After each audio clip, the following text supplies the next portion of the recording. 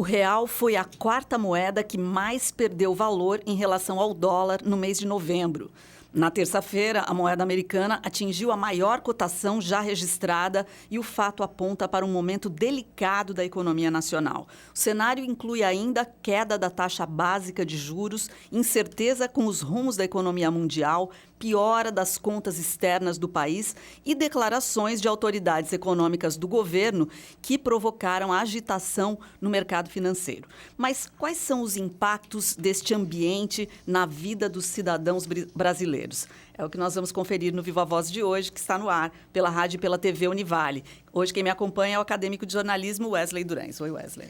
Olá, Lisa, e olá para você que acompanha o programa Viva Voz. Lembrando que você pode acompanhar nosso programa também nas redes sociais, lá no @Viva Voz Univale no Instagram. E se você quiser conferir tudo que já foi discutido por aqui, você pode chegar lá no canal da TV Univale no YouTube e dar um like em tudinho. Isso mesmo. Bom, hoje a nossa convidada é a professora Sônia Kohler Dias, que é docente aqui nos cursos de Administração, Ciências Contábeis e Comércio Exterior. Obrigada pela participação, professora. Boa tarde a todos. É uma satisfação muito grande, até por falar dos nossos indicadores econômicos, né, que mostram aí uma ascensão nos últimos períodos em atendimento ao mecanismo de mercado, às leis de demanda e oferta. Eu já gostaria de começar puxando essa primeira pergunta, exatamente para a gente tentar entender, né? Nessa última terça-feira, agora dia 26, o dólar teve essa maior alta de valor nominal da história. Então, as pessoas ficaram um pouco impactadas, bastante impactadas. Chegou a bater 4,27. Enfim, professora, a que se deve essa sequência de aumentos do dólar? Na verdade, essa variação positiva já não é de hoje, né? O que seria uma variação positiva? É após um determinado valor da cotação, ele ser verificado novamente com aumento ou até estabilizado já desde o mês de agosto, setembro, nós começamos a observar esse comportamento. Existem alguns movimentos de mercado que implicam realmente no comportamento do consumidor, né? Um deles poderia ser a demanda por dólares nesse período. Há uma série de decisões que envolvem o consumidor, como o resgate de férias, né, as suas decisões de planejamento, inclusive opções por bens e serviços estrangeiros, e ele pode comprar moedas num preço mais razoável a partir de setembro. Todos os estudos mostram que esse comportamento tende a ser maior a partir do mês de setembro, embora alguns já não tenham um comportamento desta natureza, né? Então, pode ter impactado isso também, essa busca dos brasileiros por comprar dólar a partir de setembro, é isso? Esse pode ser um dos motivos, né? Na verdade, nós já tivemos uma situação como essa, um pico, no governo Fernando Henrique Cardoso, já faz algum tempo, né? Foi em 2002, mas agora ele se repete e, com certeza, chama a atenção de todos nós, porque vai gerar resquícios, respingos em outros produtos, notável as commodities, né? Houve uma crise financeira em 2008 que impulsionou também a emissão das moedas pelo governo americano, né? Na verdade, na época, ele buscou enxugar moedas, a relação também com as perspectivas em relação à gestão dos governos, né? Que a senhora acabou de mencionar agora. Então, as pessoas lidando com incertezas acabam segurando um pouco o seu capital ou até investindo em moeda forte, como ouro ou moedas estrangeiras mais seguras, né? Há incertezas também no mercado argentino, que recentemente passou por eleições. Então, é bom lembrar que nós temos hoje um valor de compra muito bem situado em relação a esse mercado e há uma queda projetada de quase 25% para a Argentina se o dólar continuar nessa proporção. Olha aí. É interessante. Agora, professora, de que forma a alta do dólar pode influenciar na vida dos trabalhadores brasileiros que não estão diretamente ligados ao mercado financeiro? Eu vejo até como uma situação de oportunidade, porque tende a enriquecer o PIB, que é o Produto Interno Bruto, e a indústria interna.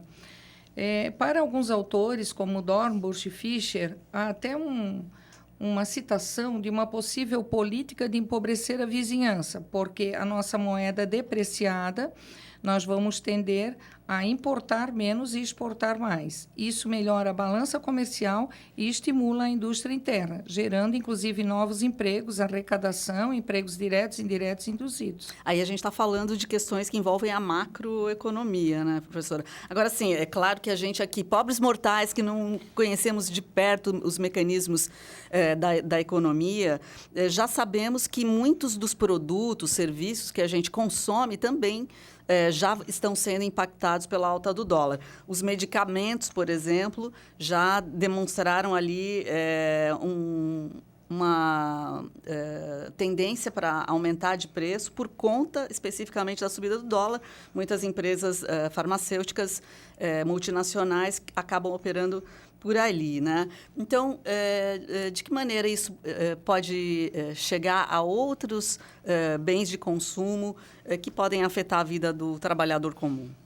Na verdade, o trabalhador precisa de cautela ainda maior nesse período, porque não tão somente os medicamentos, mas os insumos de produção para empresas que, notável, acreditam num avanço da tecnologia, possuem esses insumos importados e eles são comprados em moeda forte, em moeda estrangeira, né, notável pelo dólar. E se a empresa reduz a sua produção, porque tem uma queda na capacidade de compra desses insumos, esses trabalhadores podem vir a ser demitidos. E um outro alerta também é que entre as commodities que podem sofrer esse reajuste, né, decorrente da alta do dólar, está o petróleo. E o petróleo acaba levando consigo os produtos complementares, né? Claro. Os produtos derivados do petróleo também. Penso que no mercado turístico as pessoas também poderão sentir grandes impactos por bens e serviços importados, redes de hotéis internacionais, próprios meios de hospedagem que ofertam esses serviços com cotação estrangeira. Olha aí. Mais para frente a gente vai comentar detalhadamente sobre cada um desses tópicos, mas antes disso a gente vai frisar novamente um dado que veio aqui na introdução desse programa, que no ranking internacional de moedas que mais perderam valor nos últimos meses, o real vem na 4ª posição, ficando atrás apenas de moedas de países em situação alarmante, como a Venezuela e o Chile, que estão passando por algumas crises. Professora, como você analisa o atual momento da economia aqui no Brasil? Nós estamos numa situação promissora, né? Os nossos outros indicadores estão estabilizados. Então, quando há até uma especulação em relação à piora dos indicadores, diga-se de passagem que indicadores como, por exemplo, o CUB, que hoje já é utilizado para reajuste de prestações da casa própria, por exemplo, tem um aumento pequeno, considerado pequeno em relação a outras oscilações que nós vemos no mercado. Então, a situação não é de se preocupar, porém, no momento de decisão, que é notável a compra dessa mercadoria, é possível, então, que o contrato deva ser claramente observado para ver qual é o índice de correção esperado. Certo. Agora, uma coisa que eu acho que muita gente fica meio sem entender direito, quem sabe a gente aproveita a presença da professora aqui para nos esclarecer, mesmo com a alta do dólar, um dos pontos que o atual governo tem informado é que os índices de inflação continuam sob controle, ou seja, não houve uma alta na inflação por conta da subida do dólar. Explica melhor para a gente como funciona esse mecanismo, professora. Eu penso que as pessoas passam a ter um pouco mais de cautela, né, vendo esse movimento. Inclusive, se nós observarmos nítido, né, o aumento do preço dos combustíveis nos últimos dias acabou freando um pouco o consumo e ainda há um descontentamento por histórias passadas, de gestores passados, em relação ao desemprego. Então, parece que as pessoas agora começam a acreditar mais na economia, mas com uma certa prudência, né? E se esses indicadores elevam o preço do petróleo, vão elevar também outros produtos que nós temos corrigidos com cotação estrangeira, como commodities, né? Açúcar, café, que são bens complementares entre si, assim considerados na literatura, o próprio alumínio, o ferro, enfim, peças para aviões, por exemplo. Então, tanto do ponto de vista macro, né, para um consumidor de bens de luxo, quanto para o consumidor de produtos mais simples, na sua categoria até de cesta básica, ele será atingido. O açúcar, por exemplo, é um item da cesta básica e tem cotação estrangeira. Olha aí, ó. Professora, para o ministro da Economia, Paulo Guedes, o dólar alto não preocupa, né?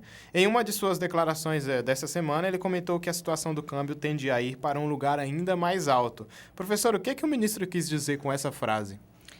Na verdade, assim, ó, há um movimento em relação à lei de demanda e de oferta que faz com que as pessoas procurem mais por uma moeda ou por outra. Então, se hoje as pessoas estão buscando por uma moeda estrangeira, conforme eu havia falado agora há pouco, pode ser também relacionado à nossa época, né? Vinculado a um período sazonal, e aí optam por produtos estrangeiros e não tão somente o mercado interno, mas quando ele vê uma situação oportuna, é porque nós podemos ter até um incentivo à produção interna. E se aumenta a produção interna, porque nós conseguimos competir dentro do país e a nossa moeda depreciada pode ser, sim, um atrativo para consumidores estrangeiros, nós podemos ter um custo de oportunidade nesse momento. Bacana, isso vai muito na linha do que o presidente Jair Bolsonaro afirmou também, dizendo que existem prós e contras na cotação atual do dólar, né? Então, explica melhor para a gente, quem sai ganhando em termos de setores, quais seriam os setores que seriam beneficiados com a alta do dólar? Na verdade, esses setores que são beneficiados, notável, são aqueles que não operam com insumos de produção importados, né? Ou seja, operam com fatores próprios de produção, produtos internos, né? E aqueles que são mais prejudicados são justamente os que precisam de insumos e matéria-prima estrangeira e que vão pagar um preço paralelo à oscilação do dólar, né? Então, essa variação positiva tende a ser passada para os insumos de produção, o custo de produção vai incidir também sobre os processos dessa produção e poderá implicar numa queda de salários ou no poder de compra do trabalhador. Dito de uma maneira analítica, ele poderá ter as mesmas condições salariais e se deparar com produtos mais caros. Então, cai o seu poder de compra. Entendi. Olha só. Hoje aqui no Viva Voz estamos conversando um pouco sobre a economia brasileira com a economista Sônia Kohler Dias. A gente precisa fazer um intervalinho, mas já já nós voltamos com muito papo bom.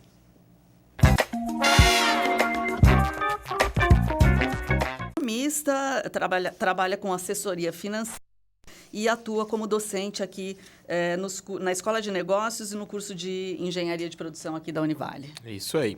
Professora, com a desvalorização do real, qual é a força econômica do Brasil nesse panorama mundial? Eu penso que nós temos que investir notadamente nos produtos em que somos mais competitivos, né? Por exemplo, hoje nós temos entre os produtos exportados, aviões, por exemplo, né? Nós conseguimos ter essa capacidade, entre outros produtos, que também mantém um recorde aí expressivo. Então, é nesses que nós precisamos focar. O café e o açúcar, que eu já havia citado, que tem uma cotação estrangeira, já, com certeza, também tem lá seu lugar determinado na economia. Além de outros que nós temos uma grande capacidade de produção, como, por exemplo, o cacau, o arroz, o algodão, o trigo, né? Pelas terras férteis e pelo clima tropical que vai incentivar esse tipo de produção. Eu aqui me refiro também à agricultura, ao agronegócio, que vem sendo um estímulo para a nossa economia, e também porque a nossa capacidade de exportação desses produtos tende a ser maior nos últimos anos. Agora, professora Sônia, esse cenário econômico impacta de que maneira aqui na nossa região, né? Na região de Itajaí? Você falava antes do intervalo sobre a questão do turismo. De alguma maneira vai impactar essa alta do dólar aqui na nossa região? Eu penso que já vinha impactando, né? Nós já temos um deslocamento da demanda notável pelo desperdício, né, que ocorreu do mercado turístico no norte do Brasil, com o despejo de óleo, então ali já houve um deslocamento da demanda para a nossa região, isso tende a aumentar os preços, atendendo às leis de mercado, mas também com isso as pessoas podem incentivar mais o turismo interno, né? Ao invés dele buscar produtos estrangeiros, ele sabe que a moeda interna está depreciada, ele pode esperar por um turismo local. Esse pode ser o perfil do nosso turista para o próximo verão.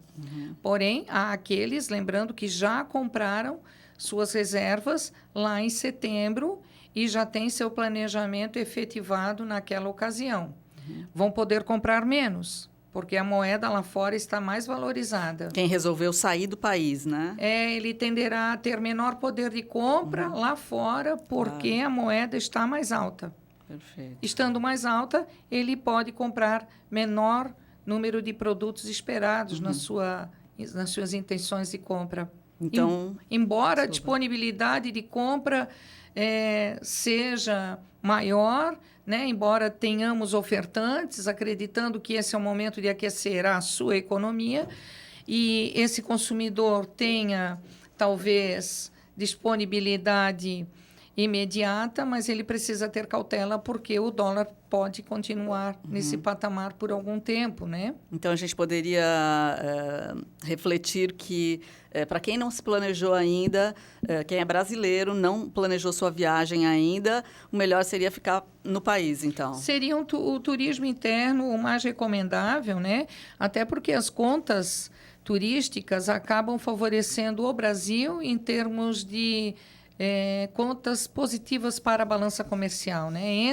Entra dinheiro na nossa economia, o turista gasta aqui, ele permanece aqui por um determinado dia. É notório também que essas oscilações do dólar ocorrem notável nos intervalos de tempo em que a economia está mais aquecida, né? Então, aonde nós tivemos uma breve queda, note agora nos últimos dias, né, 19 de 8, por exemplo, 23 de 9, 30 de 10, né, foram dias que antecederam o feriado, né? Então, ali também cai um pouco o movimento de mercado. Olha só. Professora, quando se fala em cenário cambial, estamos rodeados de incerteza, certo? Porque isso muda constantemente, todos os dias praticamente. Mas, para quem não entende, quais são essas incertezas que nos rodeiam?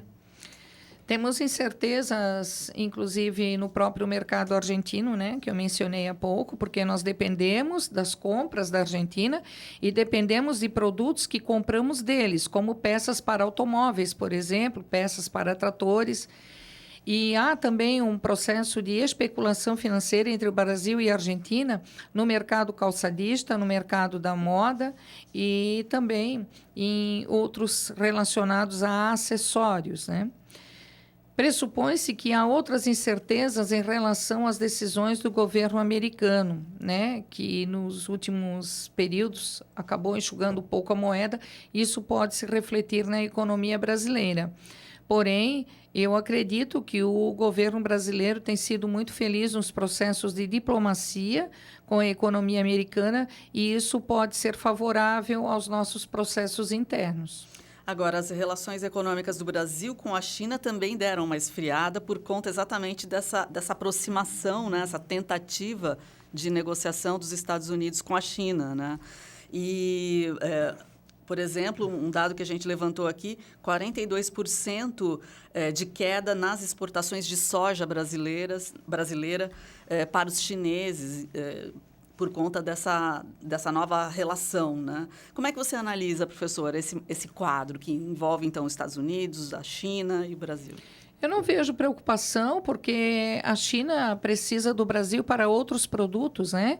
Então, de uma forma imediata, por exemplo, a própria laranja, não tão somente a soja, a carne suína, né, que é produzida, inclusive, em grande escala em Santa Catarina, que movimenta muito a economia catarinense e a economia da região sul, movimenta o agronegócio, tem sido demandada pelo mercado chinês.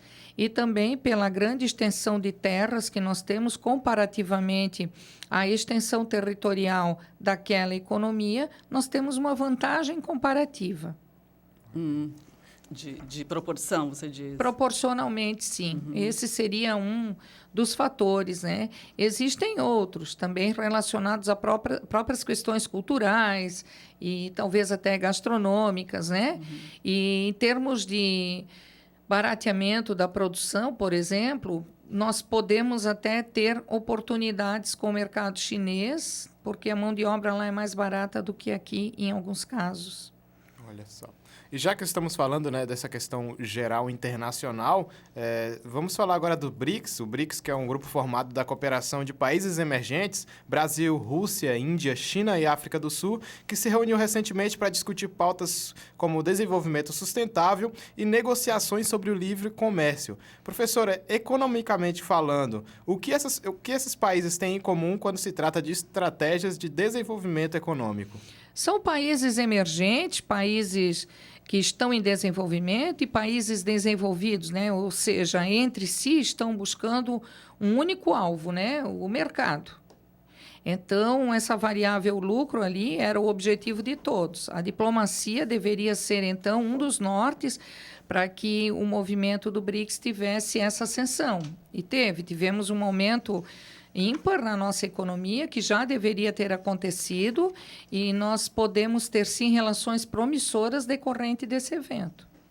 Agora, ainda falando, já que a gente está falando de diplomacia e o Brasil e suas relações com o mundo lá fora, em junho também aconteceu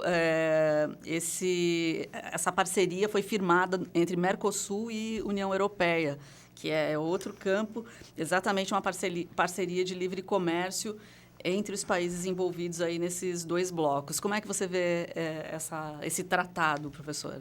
É muito oportuno, né? É muito interessante para a nossa economia. Nós podemos ter maior competitividade, podemos ter facilidades de acesso, podemos, inclusive, globalizar alguns processos, né, dos quais dependemos deles. Por exemplo, hoje a Alemanha é um motor, né, vigente na economia europeia, e nós acabamos também tendo um aumento dessas relações, não só com esses países desenvolvidos, mas também com aqueles que estão em desenvolvimento, e o Brasil passa a ser melhor visto lá fora, né?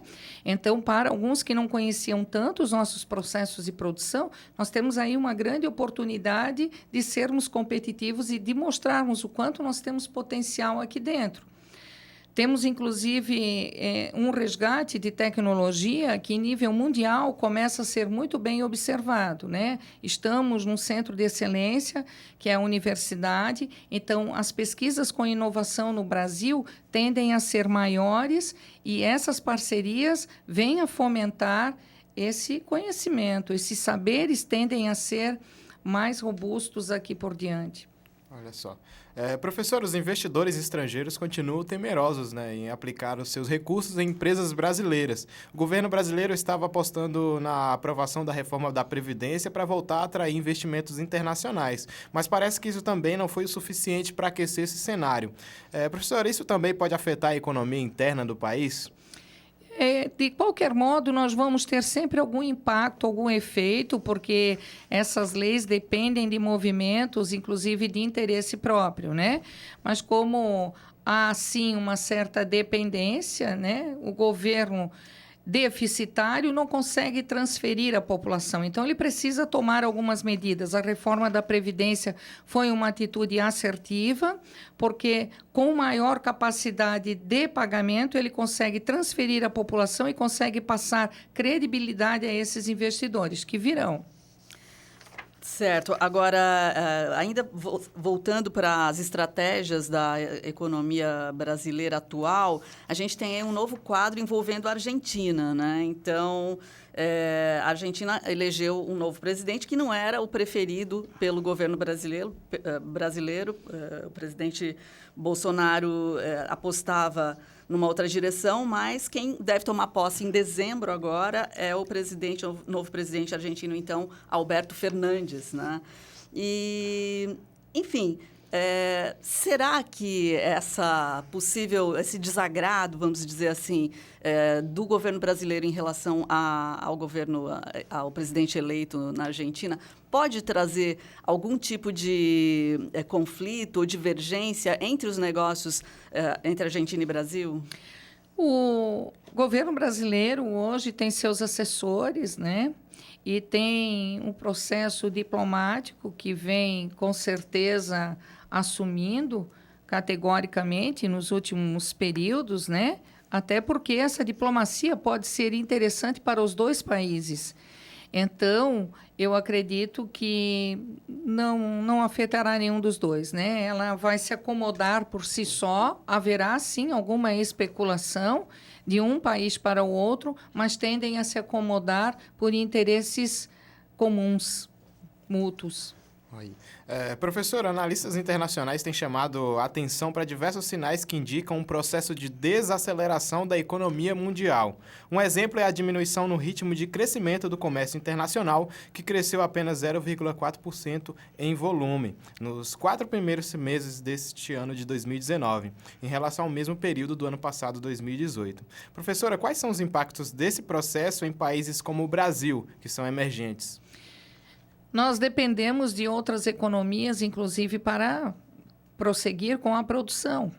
Então, na indústria metalúrgica, por exemplo, nós precisamos da própria tecnologia estrangeira em muitos casos. Poderemos pagar um preço mais alto. Não vamos deixar de importar, vamos continuar importando. E pagando um preço mais alto, teremos que reduzir essas importações. É a mesma condição que eu apresentei agora há pouco do comportamento daquele turista que continuaria comprando, mas como o dólar está mais alto, ele compra menos.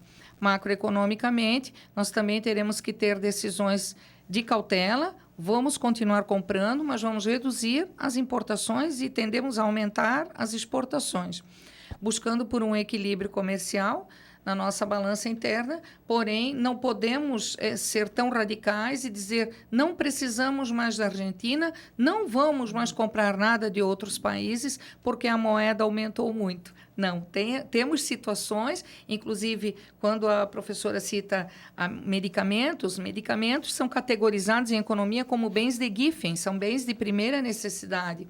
São produtos que nós não conseguimos ainda produzir internamente e que alguns consumidores estão dispostos a pagar, ainda que o aumento do preço seja expressivo e contínuo, porque atende a uma necessidade devida. Tá certo, professora, muito obrigada. A gente está encerrando aqui a nossa conversa de hoje com a professora Sônia Kohler Dias. Veio aqui nos ajudar a entender esse momento do Brasil nesse cenário econômico internacional envolvendo essa alta de dólar. Vamos ficar atentos porque tudo muda a todo momento. Obrigada, professora. À disposição. Que Deus abençoe. Muito obrigada. E é isso aí, pessoal. O programa Viva Voz chegando ao fim mais uma vez. E lembrando que você pode acompanhar tudo o que acontece por aqui lá na rede social, lá no Instagram, no @Viva Voz Univale. Mensagem, sugestão, alguma dúvida também você pode mandar por lá. É isso aí, muito obrigado e tchau, tchau.